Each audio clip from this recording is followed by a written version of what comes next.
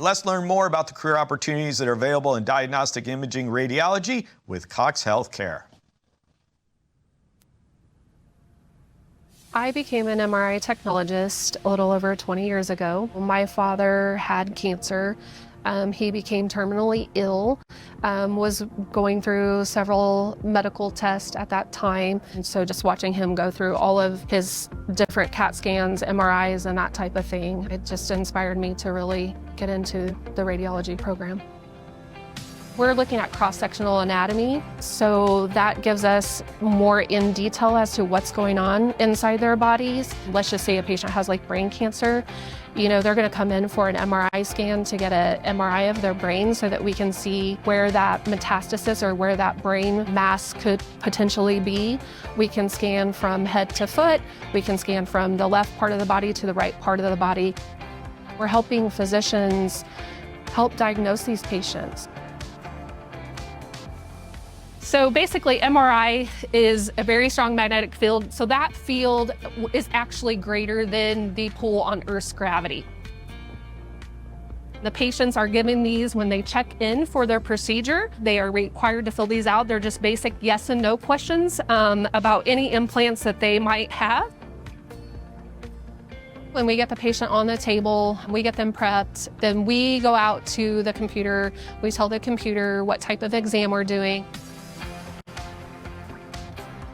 This would be the patient's spinal cord down here. This whole area here is the patient's brain. This is the top of their head. Sometimes you can see their ears coming through. So that might be a little portion of their ear right there that's coming through. The most exciting thing about being an MRI technologist is it's always changing.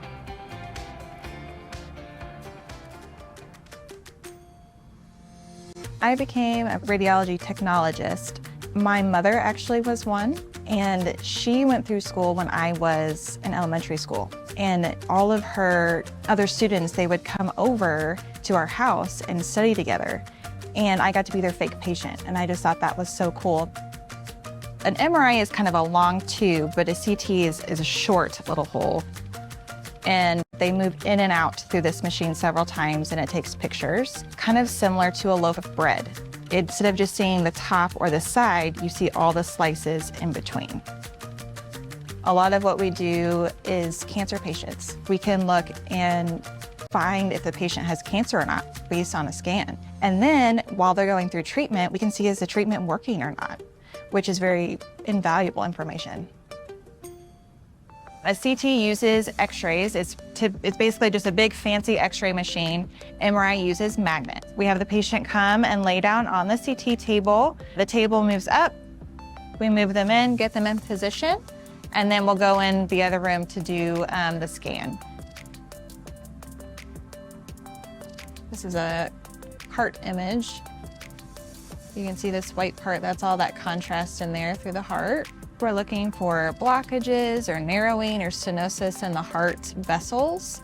So we give contrast, and then we're able to see all these little tiny vessels through the heart to see if there's anything going on causing chest pain or any other issues that they might have. You do have to go to school, but also just interested in the human body and what it can do, have an interest in people and patient care and wanting to take care of people.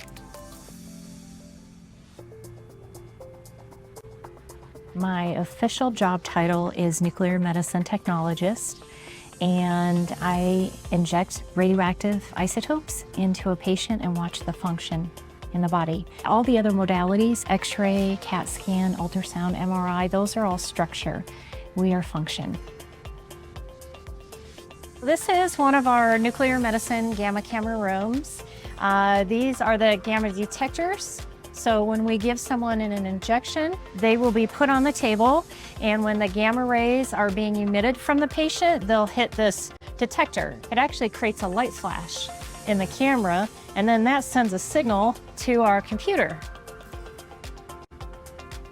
This big donut is actually a CAT scanner, so we have two attached together, and we do functional nuclear medicine bone scan plus a CAT scan with it, and then we'll fuse the two together. This is an example of a bone scan.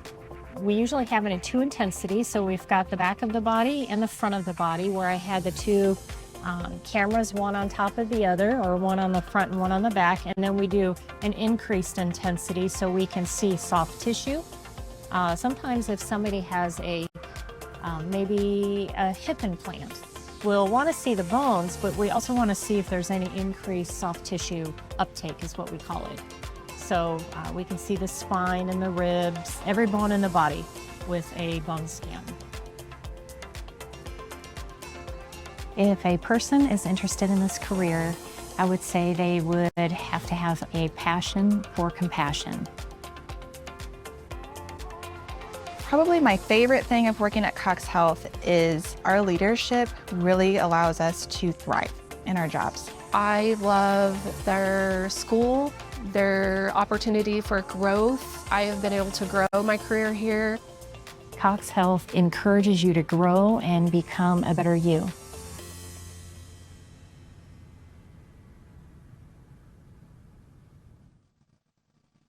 And joining us live from CoxHealth is Alyssa Brownfield, Director of Radiology. Good morning, Alyssa. Good morning. How's it going? Good, good. Looks like you're ready to roll somebody in and work on them. I am. I actually am at our Cox College location this morning. Wanted to kind of let the students that are online, we hit on a couple of those specialty areas in the video. Wanted them to be able to see what our traditional x-ray equipment looks like, and let them kind of see, our rooms we work in. They're a little bit darker. So, but we'll let them ask questions when that time comes. So yeah, absolutely.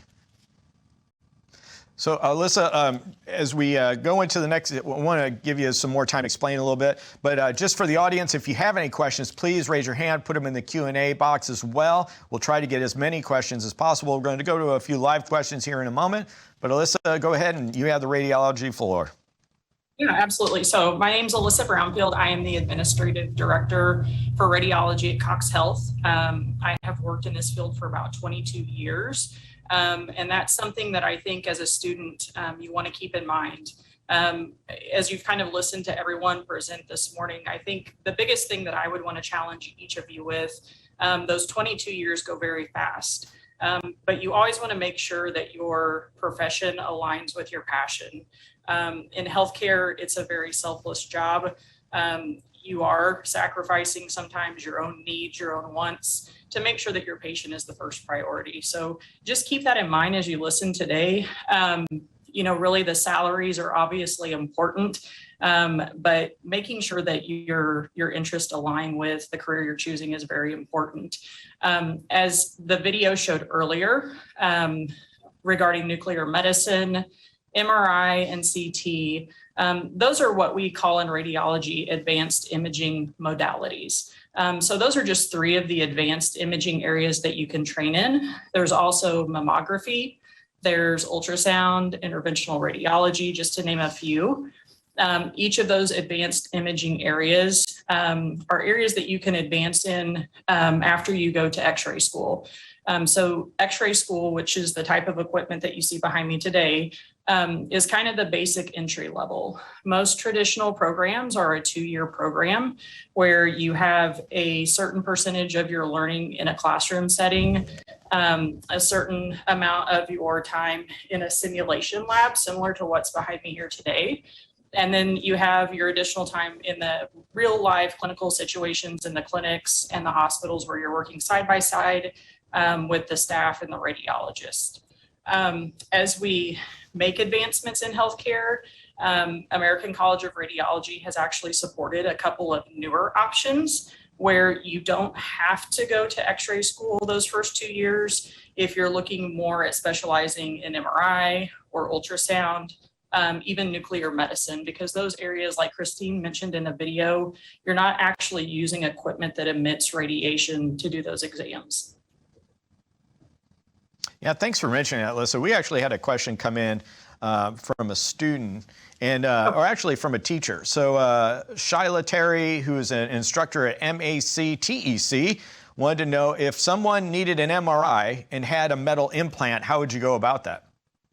So there's different levels of that. So there are some implants that it is safe. There are some implants that, depending on what they're made of, what type of metallic material, that they're not necessarily affected by the MRI magnet. So each manufacturer that makes a stent or a implanted type product typically has online under their manufacturing guidelines what the requirements are for that patient to be scanned safely within it in an MRI. Some of those recommendations are that they not have a scan at all.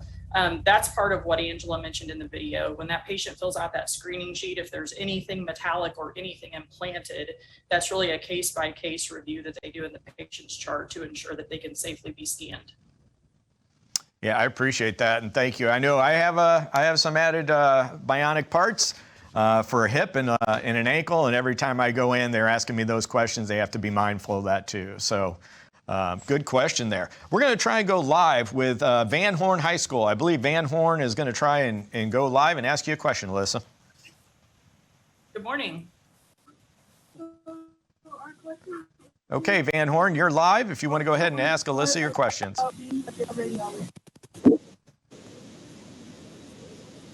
What's the hardest part about being a radiologist? I couldn't quite hear that. What's the hardest part of being a radiologist? What's the hardest?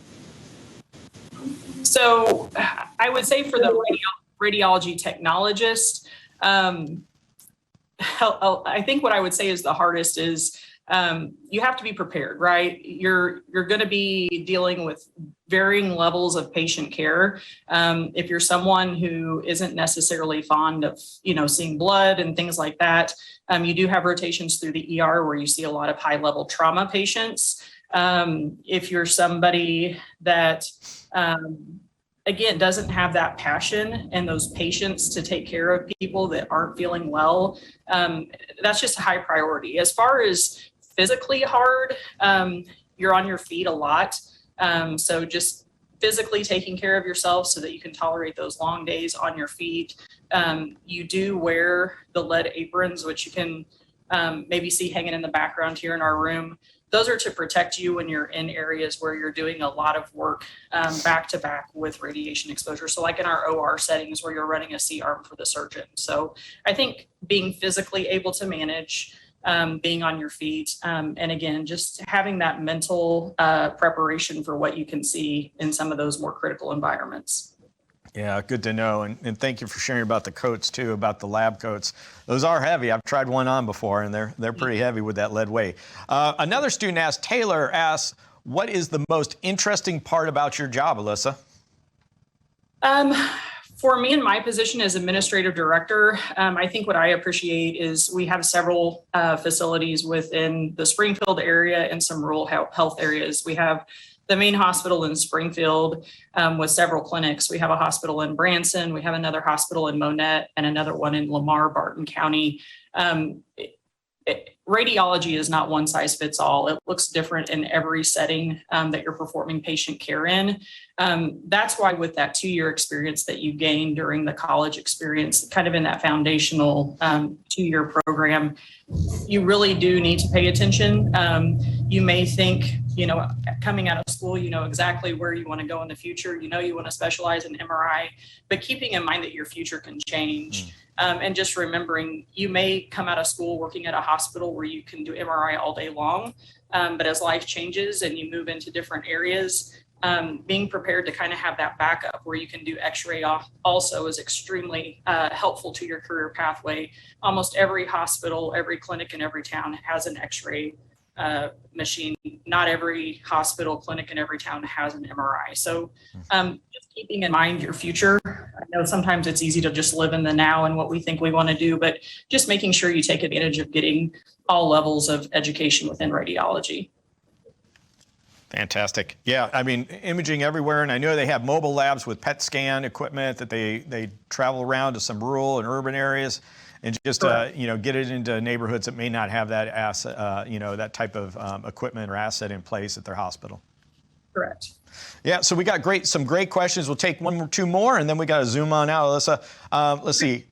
Brecklin Willis from Carthage Technical Center. Why do some patients require contrast and some do not? Good question. Yeah, great question. It really depends on what we're looking at. A lot of times what the contrast does is it enhances the blood flow within the organs. So if a physician is suspicious after he does his assessment in the office, maybe does some lab work, that a patient maybe has cancer. Obviously with cancer, we're trying to find an originating source within an organ where the patient maybe has a mass or a tumor. That's what that contrast does. We inject it through an IV. It goes into the bloodstream and it helps highlight or enhance anywhere where there's any type of irregularity to that organ. So that's why we do mostly give contrast. A lot of times when we don't give contrast, it's because one example I'll give is if a patient has right lower abdomen pain, two of the very common things that go with that is appendicitis, but also kidney stones. If we're doing a CAT scan to look for kidney stones, we don't necessarily need contrast because the density of the stone itself will highlight on its own on that CAT scan without having to get the contrast. So again, a lot of it aligns with what the patient, what the provider assessment is in the office with other symptoms or labs they've maybe had performed, and then the provider determines if the contrast is necessary or not, depending on those symptoms. Yeah, great. And I appreciate that. A follow-up question actually came in from Tara about you, Alyssa. What is your, how long did you go to college and what was your career path? And you kind of gave a little bit, but how long did you go to college? Yeah, so I actually, I did go through the 2-year primary, kind of that traditional program. When I graduated from school, I was able to do on-the-job training in CT. I also did on-the-job training in interventional radiology, which was great. It was a very affordable way to get a skill and a registry in those areas. And then from there, I just kind of kept going. I got my bachelor's degree. You can get your master's degree. You can really go as far as you want to. And one area I didn't mention earlier is, leadership. I will say for myself, though, I do think it's good to get in, get your feet wet, learn what it's like to do that patient care so that you can be a better leader and you can kind of drive conversations and expectations because you have that experience. Fantastic. Well, we have more questions than we have time to send over, but we will follow up. We'll send them to you, Alyssa, so you can answer those questions, and we'll get them back out to the students in the classrooms for today's program. But really informative. The video is phenomenal. Got a good chance to see what it's like to be an imaging and radiology technician and working in the lab there. So thank you so much, Alyssa, for joining us for Healthcare Career Day. Absolutely. Have a good day.